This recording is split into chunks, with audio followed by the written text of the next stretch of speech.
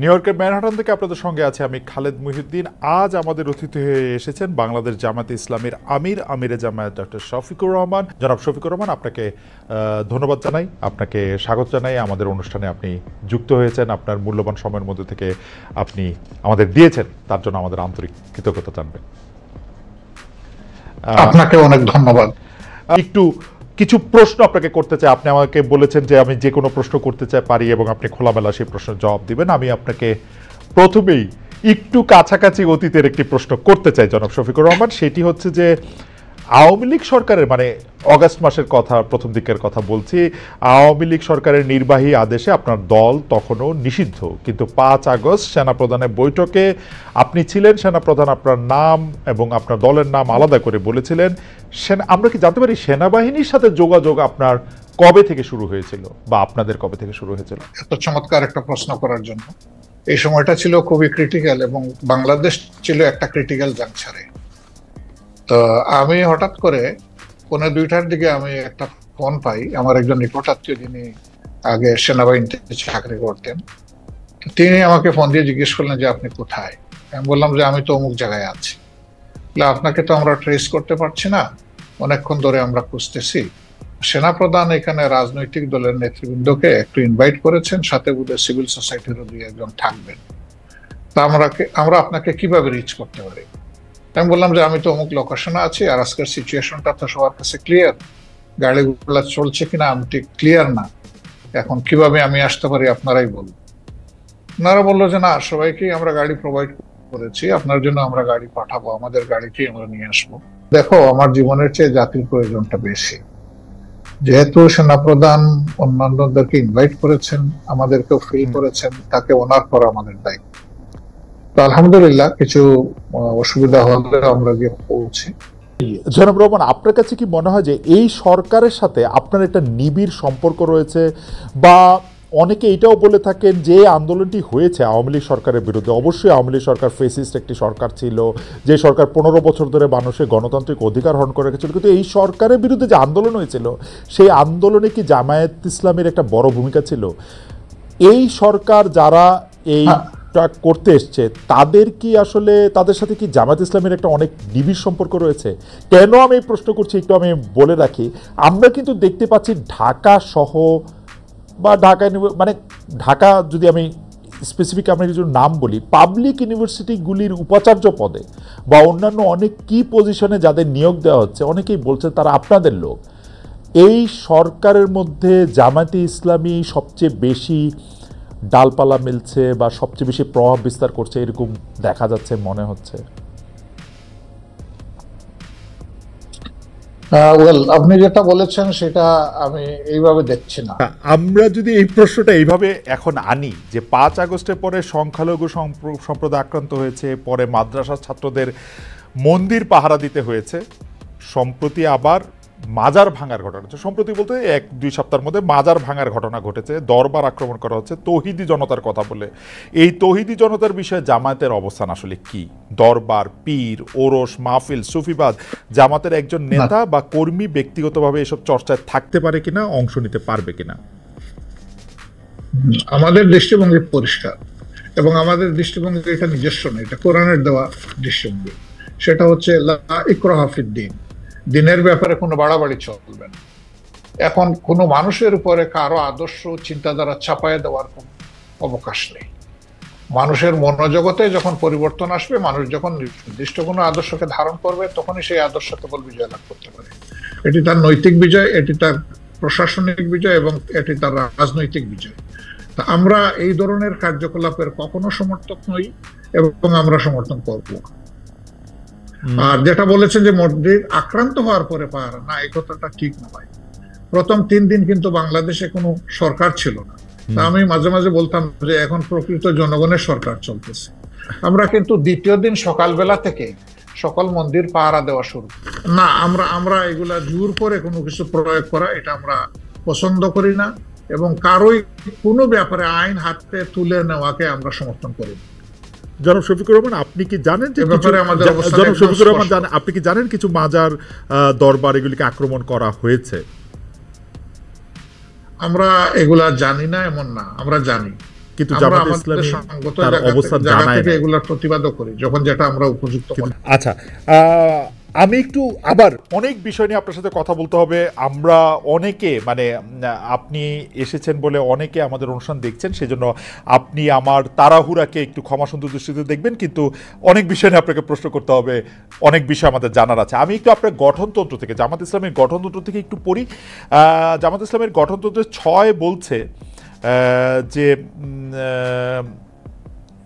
কেবল আল্লাহ তাআলার বিধানকেই একমাত্র হিদায়াত হিসেবে মানিয়া লইবে এবং আল্লাহ তাআলার দেয়া শরীয়তের বিপরীত যাবতীয় নিয়মনীতি এবং পন্থা পদ্ধতিকে প্রত্যাখ্যান করিবে, মানে জামাত ইসলামের একজন সদস্য। তো আমরা যদি ধরে নেই জামায়াত ইসলামী একটা ইসলামী শরীয়তের বিপরীত নয় এমন একটা শাসন ব্যবস্থা বা এমন একটা রাষ্ট্র ব্যবস্থা কামনা করে বা আশা করে, তাহলে সেটা আসলে কার মডেল বা কোন পৃথিবীর আর কোন দেশের আদলে? মানে এটা কি পাকিস্তানের আদলে, এইটা কি সৌদি আরবের আদলে, এটা কি ইরানের আদলে, এটা কিসের আদলে আসলে? আসলে দেখেন, আল্লাহ তাআলার বিধান হলো আল্লাহর সৃষ্টির জন্য। আল্লাহ তাআলা মানুষকে শুধু সৃষ্টি করে নাই, তিনি সমস্ত সৃষ্টির স্রষ্টা। সেই স্রষ্টার পক্ষ থেকে যে বিধানটা আসে সেটা হলো ব্যালেন্সড এবং সবার জন্য উপকারী। আল্লাহ তাআলার কোরআনের অ্যাড্রেস হচ্ছে ইয়া আইয়ুহান নাস, হে মানব জাতি। এটা দিয়ে আল্লাহ তাআলা কোরআনে অ্যাড্রেস করেছেন এবং তার নবীকেও তিনি মানব জাতিরই শুধু নেতা রাখেন নাই, তিনি সমস্ত সৃষ্টির উপরে একটা রহমত স্বরূপ বলেছেন। তো আমরা সেই আদর্শকে অবশ্যই আমরা লালন করি, ধারণ করি এবং আমরা বিশ্বাস করি এর মাধ্যমে মানব জাতির কল্যাণ নিহিত এবং মানব জাতি কল্যাণ। 5 আগস্টের আগে কি আপনাদের সাথে 5 আগস্টের আগে কি আপনাদের সাথে সেনাবাহিনী কোনো যোগাযোগ? আগে ওনাদের সাথে তো আপনার না আমি ওনাকে সরাসরি ফিজিক্যালি চিন্তাম না এবং কোনো কথা। আপনার কাছে কি মনে হয় যে আপনার একটি নিষিদ্ধ রাজনৈতিক দল, ওনার কাছের লোকেরা, জনাব শফিকুর রহমান, আপনার কাছে কি মনে হয় যে আপনার একটা নিষিদ্ধ রাজনৈতিক দল সেনাবাহিনী প্রধান আপনাদেরকে আমন্ত্রণ জানাচ্ছেন আলোচনা করার জন্য, সেটি আসলে মানে কতটা যৌক্তিক বা কতটা গ্রহণযোগ্য? আপনার কাছেও কি এটি খুব গ্রহণযোগ্য মনে হলো? আপনার কাছে মনে হয় না যে এটা একটা ট্র্যাপ হইতে পারে, এটা অন্য জিনিস হইতে পারে? কারণ আপনি তো আসলে একটি নিষিদ্ধ রাজনৈতিক দলের আমির তখনও।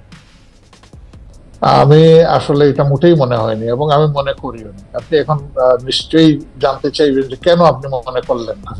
আমি মনে করি না এই কারণে, আপনি লক্ষ্য করবেন যে 1 আগস্ট যখন আমাদেরকে নিষিদ্ধ ঘোষণা করা হয় তখন প্রেক্ষাপটটা কি ছিল।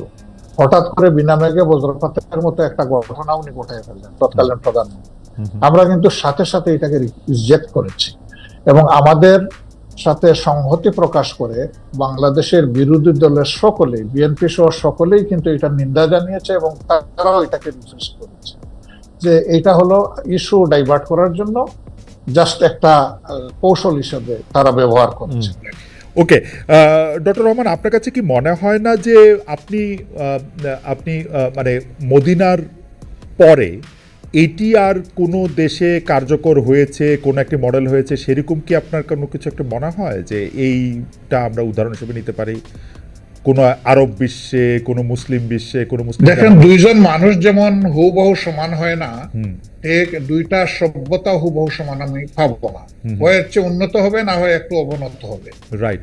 তো পরবর্তী পর্যায়ে আমরা যদি উসমানিয়া সভ্যতার কথাটা ধরি, সেটা দুনিয়ার বহু জায়গায় বিস্তৃত ছিল এবং এটা 1 বছর 2 বছর, 1 দশক 2 দশক না, বরঞ্চ শতকের পর শতক ছিল।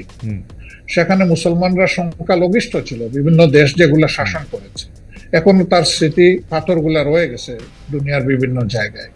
তো তারা সেদিন যে নৈতিকতার বলে শাসন করেছিলেন, মানুষকে সুশাসন উপহার দিয়েছিলেন, এই জন্য মানুষও তাদেরকে এইভাবে মেনে নিয়েছিল। শুধুমাত্র তলোয়ার আর বন্দুকের জুড়ে কিন্তু তাদের এই বিস্তৃতি ঘটেনি, ঘটেছিল তাদের গুণাবলীর কারণ এবং সেই গুণাবলী তারা কোরআন সুন্নাহর গুণাবলী ধারণ করেছেন বলেই বিশ্বকে তারা শান্তির দিকে নিয়ে যেতে পেরেছিলেন এবং মানুষও তাদেরকে আনন্দ চিত্তে।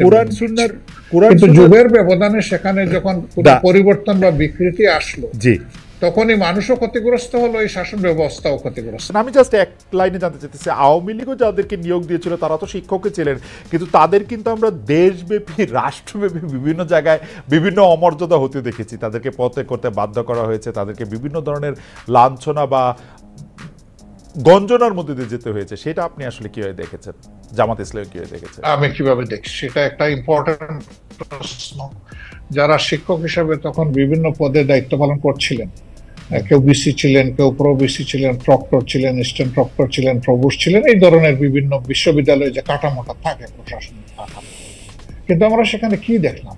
আমরা সেখানে দেখলাম যে বছরের পর বছর সেখানে একটা ছাত্র সংগঠন দাপিয়ে বেড়াচ্ছে সবকিছুতে, গণরুম সৃষ্টি করেছে, মানুষ পিটিয়ে মারছে, ঠান্ডার মধ্যে রেখে দিয়েছে ফেলে। সেখানে সে নিউমোনিয়া আক্রান্ত হয়ে একটা ছেলে ঢাকা বিশ্ববিদ্যালয়ের মারা গেল। তারপরে বুয়েটের আবরারের যে ঘটনা, অত্যন্ত নৃশংস ঘটনা। সেই ক্ষেত্রে আমরা কিন্তু শিক্ষকদের কাছে যা আশা করি সেই পারফরমেন্সটা তারা কিন্তু তখন করেন। কিন্তু তারপরেও আমি বলবো যে শিক্ষকের অমর্যাদা এটা কোনোভাবেই হওয়া উচিত নয়। তার আলটিমেট পরিচয় তিনি একজন শিক্ষক। আচ্ছা, তিনি যদি তার কার্যকলাপের কারণে তার নিজের শিক্ষার মর্যাদা নষ্ট করেও থাকেন, তবুও শিক্ষককে কেউ অমর্যাদা করুক, এটা আমাদের মোটেই পছন্দ না। কিন্তু আমরা কিন্তু বাংলাদেশে দেখতে পাই আপনারাই একমাত্র ইসলামিক দল নন, আরও অনেক ইসলামিক আদর্শের প্রতিষ্ঠান রয়েছে, দল রয়েছে, মতবাদ রয়েছে, তাদের কেউ কেউ সাথে আপনাদের বিরোধ রয়েছে। আমরা কি করে বুঝবো যে জামাতে ইসলামী প্রকৃত কোরআন বা রসুলের দেওয়া শরীয়তের অনুসারী? সেটা আমরা কিভাবে নিশ্চিত হব? কারণ এরকম অনেকে আছে যারা খালেদ মহিউদ্দিন, আপনি দেখেন জি যে আপনার ঘরে কিন্তু, জি বলেন, আপনার পরিবারে আপনি একমাত্র সদস্য নন, রাইট?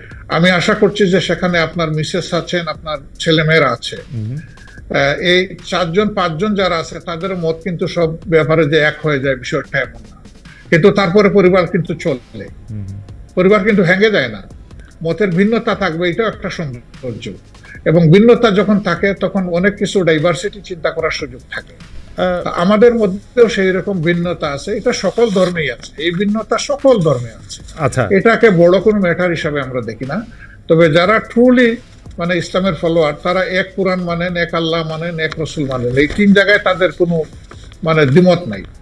সুতরাং মতের মূল জায়গাটা ঠিক আছে, বাকি জায়গাগুলা খুঁটিনাটি একটু এদিক সেদিক হতেই পারে, এটা কোনো বড় ব্যাপার না।